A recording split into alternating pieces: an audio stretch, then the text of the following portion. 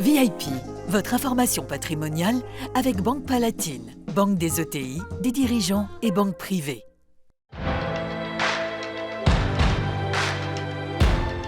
Bonjour, bienvenue, je suis ravie de vous retrouver pour ce nouveau numéro de VIP. C'est votre information patrimoniale que l'on décortique pour vous aider dans la gestion de votre argent et des remises sur les marchés financiers. Vous l'avez forcément remarqué en ce moment. Quels actifs privilégiés, lesquels laisser de côté? Le chef économiste de Natixis sera avec nous. Et puis emprunter contre des actifs financiers, c'est le principe du Crédit Lombard. On vous explique tout en fin d'émission, mais tout de suite c'est le récap des dernières infos patrimoine.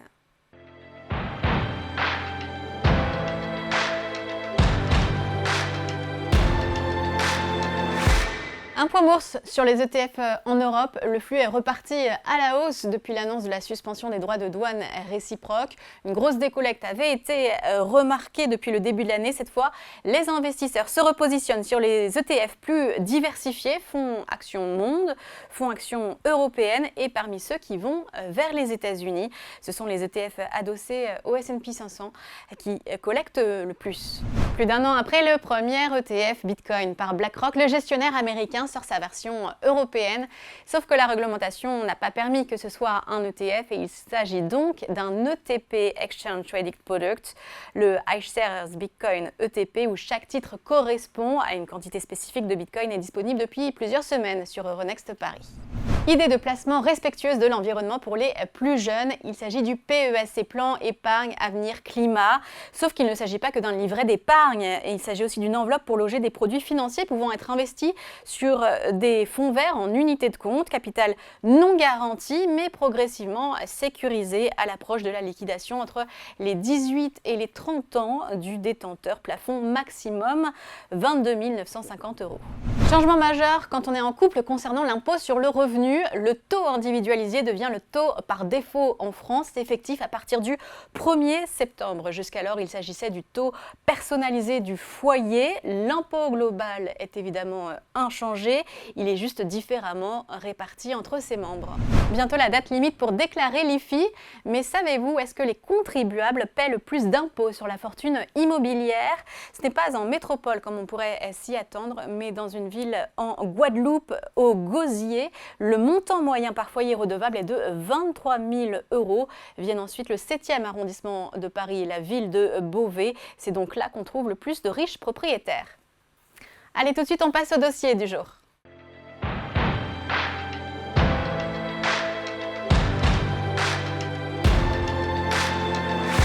On en vient maintenant à notre dossier du jour. Comment gérer son argent ces temps tumultueux? On va tenter de comprendre ce qu'il se passe en ce moment. Vous êtes là pour ça. Jean-François Rambin, bonjour. Bonjour. Chef économiste chez Natixis CIB. Y a-t-il une vraie défiance qui s'est installée dans la tête des investisseurs vis-à-vis des États-Unis? Il y a un doute en tout cas. Ce qui est clair, c'est qu'on a des comportements aujourd'hui qu'on n'a pas vus depuis j'ai envie de dire presque de Bretton Woods, hein, où on avait le dollar qui symbolisait la valeur refuge, la dette la plus sûre, la confiance dans les institutions, dans l'indépendance de la Banque centrale. Et aujourd'hui, ce qui fait vraiment question, c'est qu'on voit des comportements des marchés financiers très différents de ce qu'on avait vu d'habitude. C'est-à-dire que ce qu'on a vu à la suite des annonces un petit peu chaotiques des droits de douane, on a vu le dollar finalement baisser au moment où la volatilité montait. Donc vraiment l'inverse de d'habitude, où on avait la fuite vers la qualité, le flight to quality sur le dollar. Et bien là, on a vu exactement l'inverse. On a vu plutôt les taux d'intérêt américains monter, donc c'est-à-dire leur prix baisser, alors que les bourses baissaient. Donc on avait un peu tous les actifs américains qui baissaient, et du coup le dollar qui baissait. Donc vraiment l'inverse total de ce qu'on avait pu voir depuis plus de 60 ans maintenant. Et donc un peu de questions sur le statut de valeur refuge du dollar. La réponse à votre question, c'est sans doute des doutes. Il n'y a pas encore de fuite à l'égard du dollar, mais clairement aujourd'hui les corrélations ont définitivement, enfin en tout cas ont changé pour le moment, et donc ça c'est quelque chose qui sans doute explique les retournements de Donald Trump, parce que si ça devait se confirmer, ce serait très compliqué pour l'économie américaine. Sur quels actifs il y a vraiment un doute? Par exemple, quand on a de la dette américaine, qu'est-ce qu'on en fait?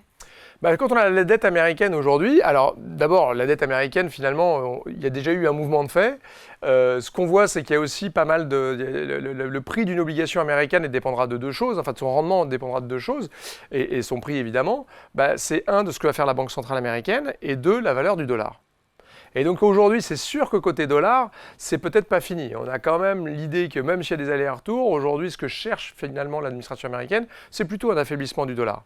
Même si on ne va pas dans des extrêmes dont on pourra évoquer éventuellement les tenants et les aboutissants, mais il y a peut-être ces volontés de faire baisser plus largement le dollar que ça.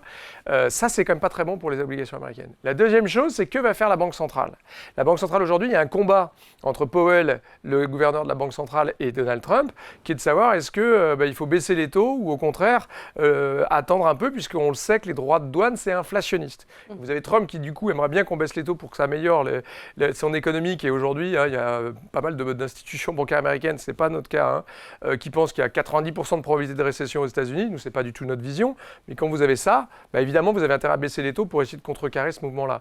Et donc, de l'autre côté, Jérôme Powell qui dit oui, mais moi, si vous voulez que je baisse les taux, il faut arrêter de monter les droits de douane parce que les droits de douane, c'est inflationniste. Et pour l'instant, l'économie américaine se tient suffisamment bien pour que j'ai le temps de réfléchir. Donc pour répondre à votre question, aujourd'hui, ça va quand même pas mal dépendre de ce que va faire la Banque centrale américaine.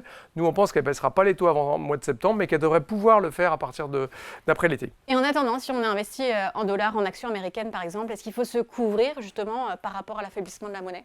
Moi, je me méfierais du dollar plus que de la valeur des actifs. C'est-à-dire la valorisation des actifs américains, aujourd'hui, elle est revenue sur des choses beaucoup plus raisonnables. On est un tout petit peu au-dessus aujourd'hui de la moyenne de long terme sur les PE, sur les price earning ratios. On est revenu sur des trucs plus de long terme. On a des choses comme Nvidia qui étaient des multiples un petit peu délirants qui aujourd'hui deviennent presque attractifs quelque part. Donc la valorisation ne m'inquiète pas. En revanche, le dollar aujourd'hui, qui est autour entre 1,13 et 1,15 selon les annonces de Donald Trump.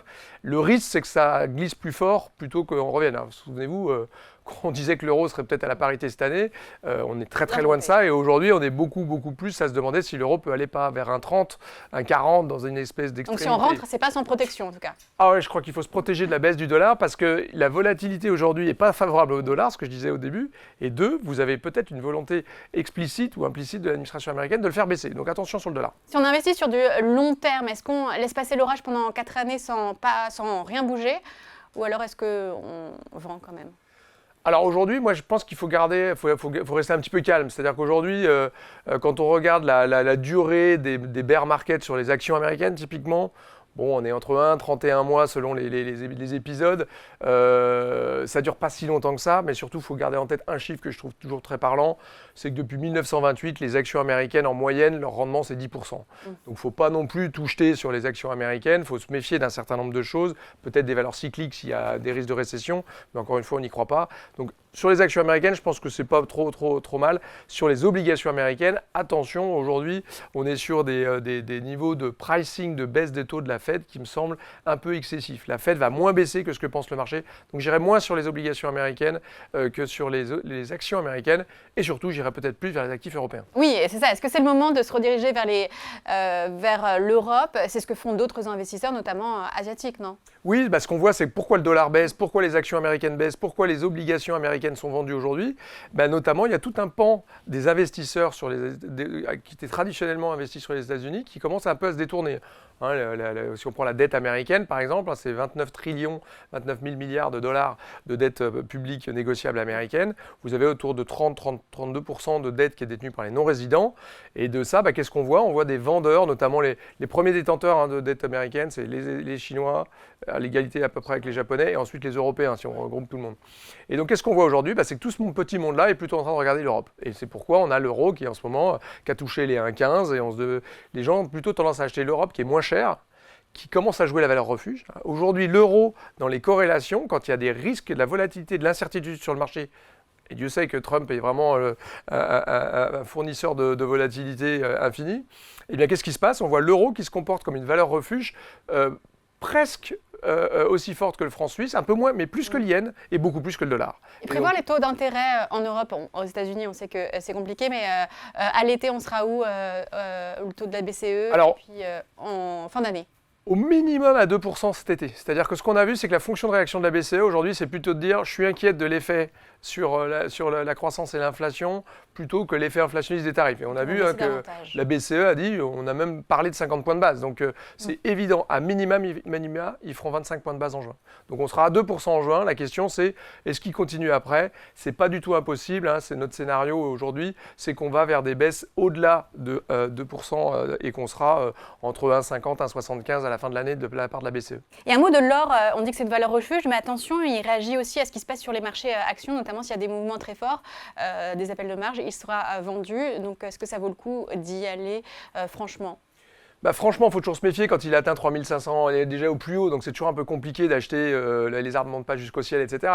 Simplement, c'est qu'on voit bien que l'or, dans un monde de défiance du dollar, où il n'y a pas vraiment d'alternative au dollar, c'est-à-dire que c'est évidemment l'euro, mais l'euro ne peut pas remplacer le dollar tant qu'on n'a pas de dette commune aussi liquide que la dette américaine, qu'on n'a pas un marché action, bref, le marché de l'épargne et de l'investissement, le marché des capitaux européens, tant qu'on ne l'a pas, l'euro qui a vraiment toutes les cartes en main là en ce moment, je pense que ne le remplace pas complètement. Donc l'or, attention, ça peut quand même être une façon de se détourner du dollar. Et je pense qu'il y a d'une part les effets sur le dollar dus à Trump et d'autre part les volontés, les velléités de beaucoup de pays, je pense à la Chine, bien évidemment la Russie, mais de se détourner du dollar à des fins géopolitiques, mais aussi pour éviter la weaponisation du dollar. Et donc cette dédollarisation, elle va au-delà de Trump. Elle est peut-être un peu plus géopolitique, enfin Trump est géopolitique, mais il y a des effets sous-jacents qui risquent de continuer. Bref, l'or, il peut continuer à monter, je pense quand même. Merci Jean-François pour ce précieux décryptage. Merci. Allez, tout de suite, on est à votre service.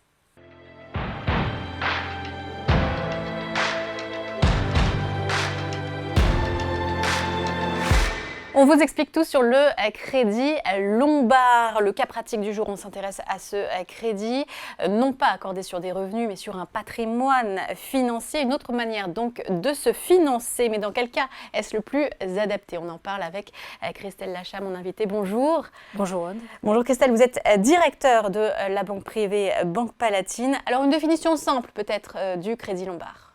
Alors le crédit Lombard, c'est une solution de financement destinée à la clientèle privée, effectivement qui n'est pas assise sur les revenus, mais sur un patrimoine financier qui va servir en fait de garantie au financement qui a été mis en place. Ce financement, en général, il est plutôt in fine, mais on pourra y revenir. Et on rembourse à la fin. Exactement, on le rembourse à la fin.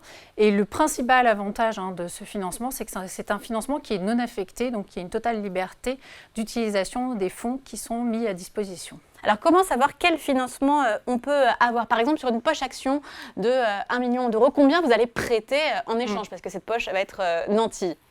Oui, alors ce qu'il faut retenir en fait sur cette solution de financement, c'est que donc il y a ce qu'on appelle un collatéral qui va être en face et qui va garantir ce financement et qui va être d'une quotité en fait supérieure au montant du financement. Par exemple, si vous demandez un financement de 2 millions d'euros, le collatéral devrait être d'un montant supérieur à ces 2 millions d'euros et ce montant-là de la garantie et du placement financier en face qui va servir de garantie va dépendre en fait de la composition du placement financier. Si on est sur des allocations qui sont plus obligataires, plus des fonds monétaires, etc., on va avoir besoin d'une quantité de couverture qui va être moins importante, autour de 120, 130%. Si on est sur des poches plus actions, voire des produits structurés qui ne sont pas à capital garanti, là on va monter sur des quotités supérieures qui peuvent être à 150% ou même au-delà en fait. D'accord, donc il va falloir évidemment plus que 1 million à 500 000 dans mon exemple de poche action. Pour qui c'est indiqué de faire du Lombard ? Alors c'est indiqué pour des clients qui ont déjà un patrimoine financier constitué, qui ne vont pas utiliser l'intégralité de ce patrimoine financier pour réaliser ce financement et qui en fait ont besoin d'une poche de financement pour réaliser des investissements mais qui ne souhaitent pas en fait mobiliser leur épargne. Donc effectivement, l'énorme avantage de ce crédit, c'est qu'on peut mettre à disposition une poche de financement qui va servir à réaliser des projets sans avoir à réaliser en fait un placement à un moment où on n'aurait pas souhaité le faire. Est-ce que c'est un outil d'optimisation fiscale ? Pas en soi, c'est pas le crédit Lombard en soi qui est un outil d'optimisation fiscale parce que les intérêts d'emprunt en fait qui sont issus du financement sont pas forcément des intérêts qui sont déductibles en soi au sens fiscal. En revanche, il peut y avoir des plus-values sur le placement financier sur lesquels on n'a pas forcément un intérêt à les réaliser au moment où on a besoin de ce financement et là il peut y avoir un intérêt fiscal plutôt de ce côté-là, en fait, plutôt du côté du placement. Donc de retarder l'imposition. De retarder l'imposition. Et le taux du crédit Lombard, est-ce que c'est forcément variable? On peut s'endetter aussi à taux fixe. Et puis quel référentiel? Combien ça coûte? Il existe les deux méthodes, taux fixe, taux révisable, en fonction de ce que souhaite le client. Il n'y a pas de taux, il n'y a pas de grille standard, hein, on n'est pas comme dans le crédit immobilier sur le crédit Lombard. Donc ça va dépendre de beaucoup de choses. Oui, ça dépend surtout de la relation client qu'on va avoir, ça dépend de la maturité qu'on va demander. Hein. Un crédit Lombard, ça peut être en général sur une durée entre 1 et 5 ans. Donc on ne va pas avoir le même taux si on le fait à 12 mois que si on le fait à 5 ans, évidemment. Ça dépend de la relation qu'on va établir et puis du placement financier qu'on va avoir en face. En général, la référence, c'est l'Euribor ou l'Ester, et vous rajoutez combien dessus ? Ça peut dépendre, comme je le disais, du dossier. Ça peut être des dossiers qui peuvent être à 150, 200 points de base sur Euribor en fonction de la typologie du financement. Et est-ce que le coût du crédit, du coup, est forcément couvert par le rendement des actifs qu'on a nantis ? Donc, est-ce que ça vaut le coup, en fait ? Est-ce qu'il y a forcément un effet de levier ? Oui, c'est vraiment un outil qui sert à avoir un effet de levier, typiquement. Et il y a plusieurs éléments à prendre en considération, en fait, dans ce type de montage. Bien sûr, il y a le coût du crédit. On va regarder en face le rendement des avoirs. L'intérêt, c'est d'avoir quand même un coût du crédit qui ne dépasse pas le rendement des avoirs pris en garantie en face. Et puis, il y a un autre élément dans cet effet de levier sur lequel on ne pense pas forcément quand on pense à un crédit Lombard. C'est aussi l'investissement qu'on va faire avec les fonds qui sont mis à disposition. Parce que ça, c'est important aussi. L'effet de levier, il est là. Il est sur la capacité à pouvoir investir et à pouvoir en retirer des bénéfices. Il faut que les actifs génèrent un revenu. Voilà. En plus du placement financier qui reste existant, lui, par ailleurs. Et alors, qu'est-ce qui est permis de faire avec le nantissement des avoirs, ceux qui sont donc pris en garantie ? Est-ce qu'on peut, par exemple, modifier la poche action si on sent qu'on a envie de changer de diversification, par exemple, et plutôt d'aller sur l'Europe au lieu des États-Unis, par exemple ? Mais est-ce qu'on peut les revendre et en racheter pendant qu'ils sont là ? Pendant la durée du crédit. Alors, pendant la durée du crédit, c'est sûr que le placement, il est nanti au profit de l'établissement financier qui a réalisé le crédit Lombard. Ensuite, on peut quand même faire bouger au sein de cette poche. On va toujours s'assurer que la valeur en fait, du placement dans sa globalité correspond à la quotité dont on avait besoin initialement pour le montage du crédit Lombard. Ça, c'est vraiment le sujet. Et il existe même des dispositifs, si on est sur des crédits Lombards de montant un peu significatif, puisqu'un crédit Lombard, en général, ça démarre autour d'1 million d'euros et ça peut aller jusqu'à 15 millions d'euros, peut-être même au-delà, selon les établissements, parce que là, il y a vraiment des règles différentes selon les établissements bancaires. Mais effectivement, ça dépend en fait du montage du crédit, et il y a une clause en fait d'arrosage qu'on appelle une clause d'arrosage qui va en fait permettre de s'assurer tout au long de la vie du crédit, surtout si c'est un montant long et un montant élevé et une durée longue, d'avoir en fait toujours le même niveau de garantie tout au long du crédit. Est-ce qu'il y a des frais à avoir en tête dans ce montage financier ? C'est surtout des frais de montage, donc ce qu'on appelle des frais de dossier assez communément, qui sont pris dans ce type de montage, parce qu'on est quand même sur des montages assez complexes. Et puis les frais d'acte de nantissement qui sont de quelques centaines d'euros, donc qui sont très peu élevés. Il n'y a pas de notaire dans ce type de montage, donc il n'y a pas de frais de notaire dans ce type d'opération. Eh bien, merci beaucoup à Christelle pour toutes ces informations. Merci Aude. Et merci à vous de nous avoir suivis. VIP, c'est déjà terminé, mais on se retrouve le mois prochain.